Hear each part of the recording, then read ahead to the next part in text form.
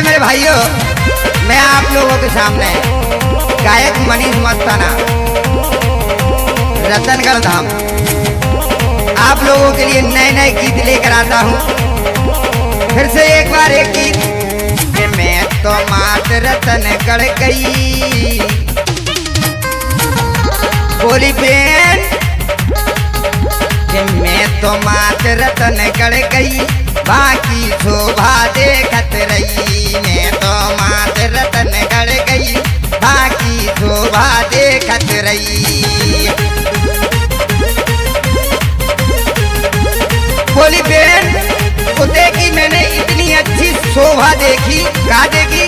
सुनील भैया कह रही कि मैं तो मात रतनगढ़ गई, बाकी शोभा देखत रही। कि मैं तो मात रतनगढ़ गई, बाकी शोभा देखत रही।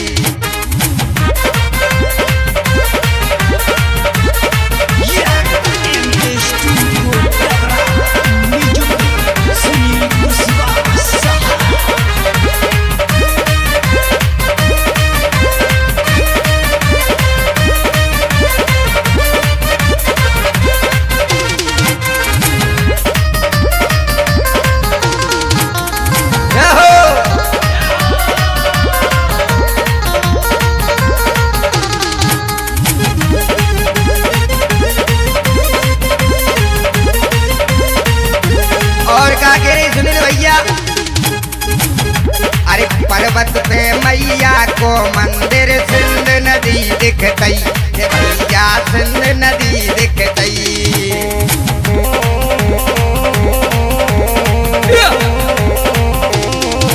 अरे पर्वत पे मैया को मंदिर सिंध नदी दिखतई, के बात है सिंध नदी दिखतई।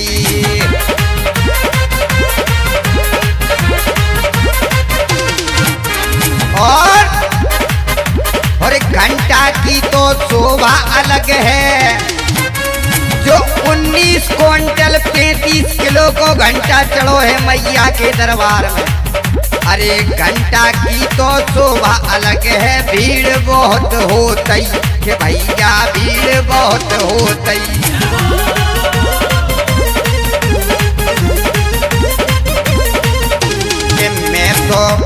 मैं तो मात रतनगढ़ गई, बाकी शोभा देखत रही। कि मैं तो मात रतनगढ़ गई, कि बाकी शोभा देखत रही।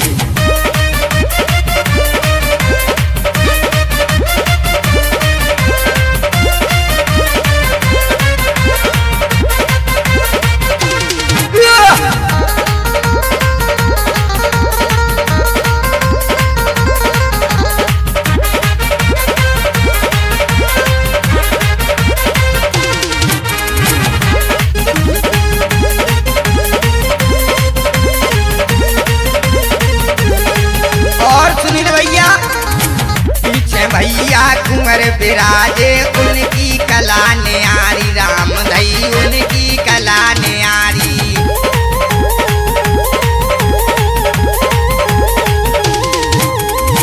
पीछे भैया कुंवर विराजे, नीचे सिंध बेरई, के भैया नीचे सिंध बेरई।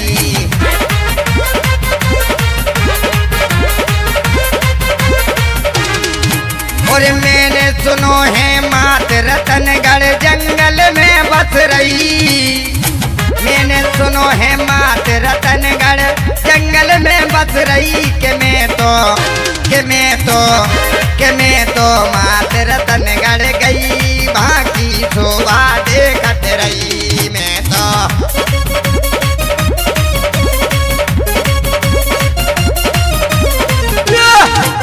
गायक मनीष मस्ताना के झटका।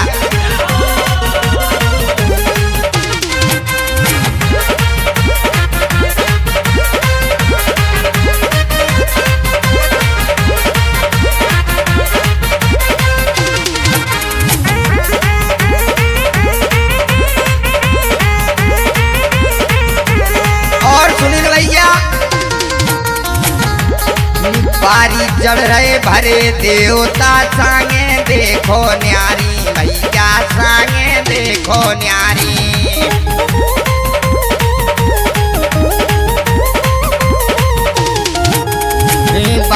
चढ़ रही भरे देवता संगे चढ़ रही न्यारी भैया संगे चढ़ रही न्यारी।